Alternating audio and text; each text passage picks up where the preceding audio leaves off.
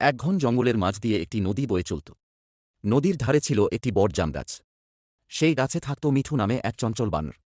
সে সারাদিন গাছে দোল খেত আর মিষ্টি জাম খেত। একদিন এক কুমির সেই নদীতে এসে জামগাছের নিচে বসে বিশ্রাম নিচ্ছিল। মিঠু তাকে দেখে মিষ্টি জাম ছুঁড়ে দিয়ে বলল, খাও, এটা খুব মিষ্টি। কুমির জাম খেয়ে খুব খুশি হল এবং বানরের বন্ধু হল। প্রতিদিন মিঠু কুমিরকে জাম খেতে দিত।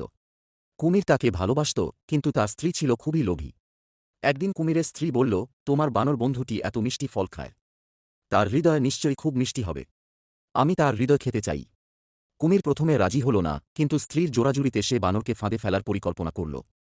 একদিন কুমির গাছের নিচে এসে বলল, মিঠু, নদীর ওপারে খুব সুন্দর একটি ফলের বাগান আছে। তুমি কি যাবে? আমি তোমাকে আমার পিঠে নিয়ে যাব। মিঠু খুশি হয়ে কুমিরের পিঠে উঠল।